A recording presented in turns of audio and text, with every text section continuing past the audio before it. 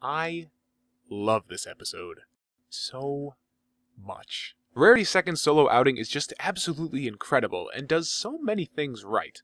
Ironically enough though, sitting down and watching it for this review was only the second time I've ever seen this episode, so I had actually forgotten about how great a dog and pony show actually is. Let's start off with Tabitha St. Germain. Remember when I said that Suited for Success had her most dynamic vocal performance in the series? Yeah, I lied. Holy freaking crap, just listen to her vocal range in this episode! Right in the beginning, she goes from a sultry pseudo-French high-class inflection, then does a complete 180 with Rarity fangirling over Sapphire Shores. Welcome to Carousel Boutique, where every garment is chic, unique, and magnifique. Sapphire Shores, the pony of pop! Good afternoon, Miss Rarity! You know my name. That, I don't even know what you'd call it, screeching thing that she gives Rarity when she loses it is some of my favorite vocal work that Tabitha does, and she goes there multiple times in this episode. She then takes things to a whole new level once Rarity is captured by the Diamond Dogs.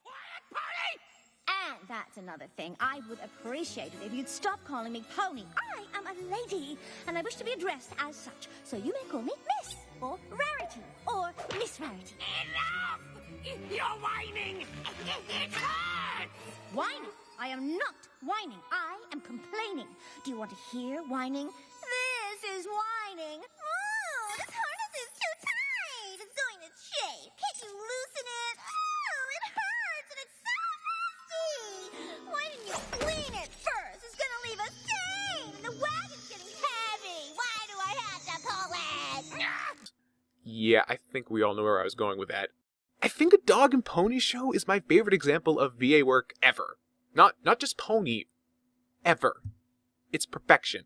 So, what else is awesome here? Well, we have some more development on the Spike-Rarity relationship. This is the first time it's really been brought up since the season opener, and again, it's great to see little bits of continuity like this that help make MLP's world feel more cohesive. Spike's fantasies are utterly adorable and totally reflects his youthful idealized concept of love and heroism. Plus, the way they drew his hero self in his fantasy was hilarious. Not to mention having him try and realize that daydream in the end, asking Twilight to just give him this one was a great way to bring that joke full circle. But of course, being a Rarity episode, the best thing about a dog and pony show is Best Horse herself. This episode is great character development for Rarity because all of her appearances so far have painted her character as one who might break down in a situation like the one presented here. Her archetype does lend itself quite well to the damsel in distress, and the fact that all of her friends figured that's exactly how she was reacting to the Diamond Dogs reinforces this point. And to an extent, it's kinda true. Rarity doesn't start firing off spells and attempt to physically fight off the Diamond Dogs. And the little bits of her freaking out over all the dirt as the dogs drag her down their burrow, and then how hesitant she is to dig because she doesn't want to ruin her hoopicure, goes to show that she's not one to get tough in a tight spot.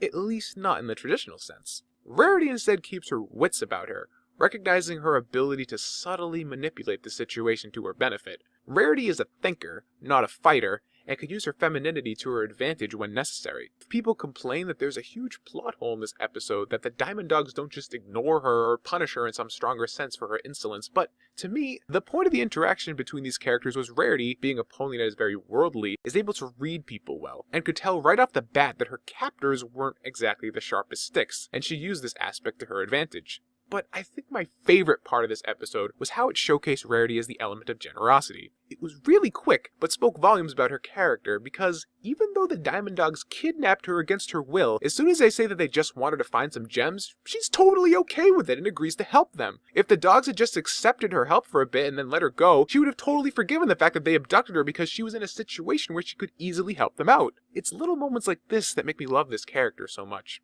Anyways, I think I'll stop here before this devolves into me just gushing over Rarity. I have another video coming out at some point when I'll more than meet my quota for that.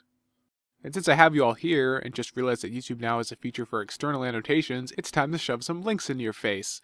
First thing I want to mention is that Brony just posted a video talking about starting a new analysis subreddit, which is pretty cool. You should probably go check that out. You might actually be watching this video on the subreddit right now because I'm going to submit it. Also, I just started a Spreadshirt where I'll have a bunch of my MLP designs on t-shirts, iPhone cases, hoodies, and some other things. So if that kind of interests you, go check that out. Anything I make off of that is going to help me get some more conventions.